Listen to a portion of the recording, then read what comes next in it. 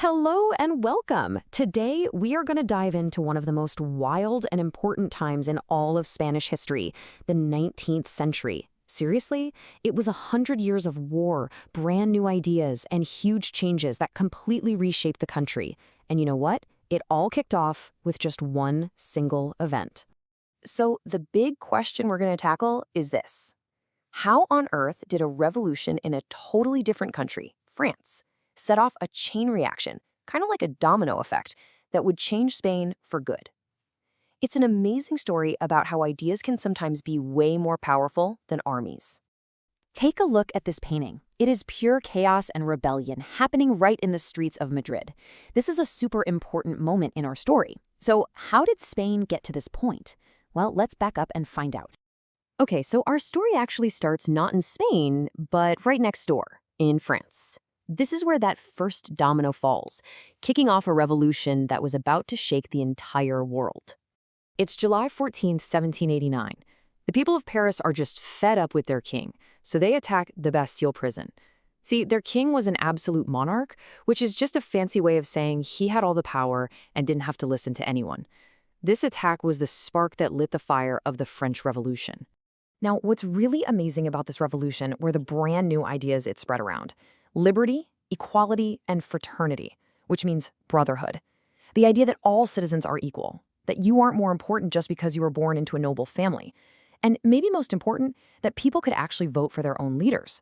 I mean, these ideas were totally radical for the time, and they started to spread like wildfire all over Europe.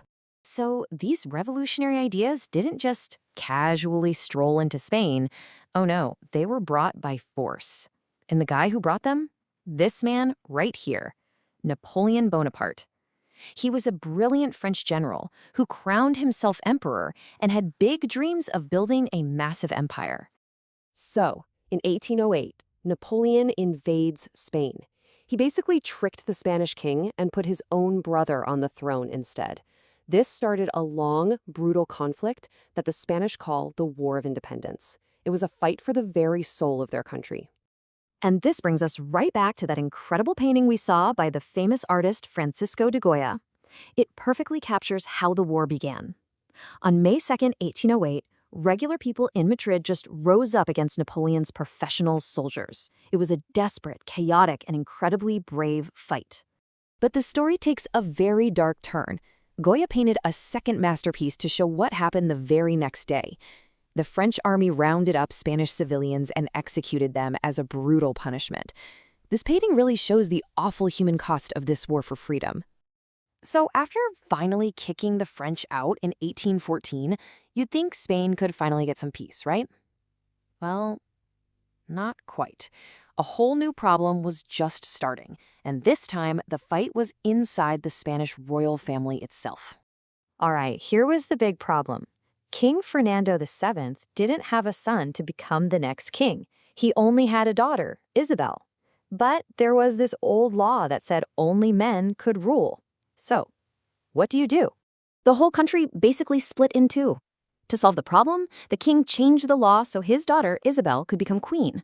Her supporters were called liberals, and they wanted more modern ideas. But the king's brother, Carlos, said, "No way, I should be king." His followers, the Carlists, wanted to keep things the old-fashioned way. This argument led to a series of awful civil wars called the Carlist Wars, which the liberals eventually won. Now, get this. While Spain was totally busy with all this fighting at home, first against Napoleon, then against itself, something huge was happening on the other side of the world. Its massive global empire was starting to slip away. Just look at this map for a second. At the start of the 1800s, Spain was a true global superpower. It controlled this enormous empire that stretched all across Central and South America, not to mention places like the Philippines over in Asia. But while Spain was distracted, the colonies, inspired by those very same ideas of liberty and freedom, saw their big chance. And as you can see here, the empire fell apart incredibly fast. One country after another declared its independence. The final blow came right at the end of the century, in 1898. Spain fought a war with a new rising power, the United States, and lost. In that war, it lost its last big colonies, Cuba, Puerto Rico, and the Philippines. This was really the moment Spain stopped being a global empire. It forced the country to look inward and figure out who it was now. But wait, the 19th century wasn't just about war and losing an empire. There was another revolution going on, a much quieter one, the Industrial Revolution, and new inventions were changing everyday life for absolutely everyone. Life was changing in a huge way. For centuries, most people worked on farms. But now, thanks to inventions like the steam engine, giant factories were popping up.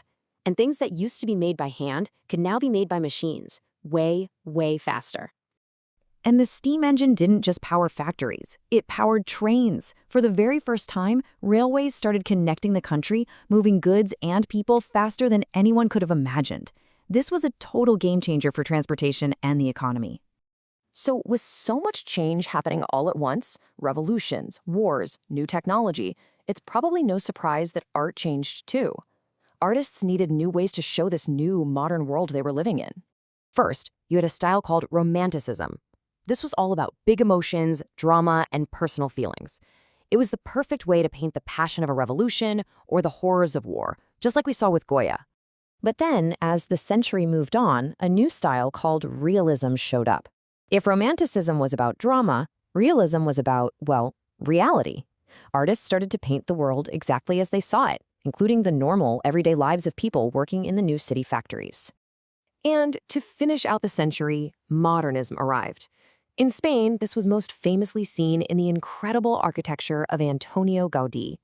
It was a totally unique style, inspired by nature, and it was looking forward to the future, to a whole new century.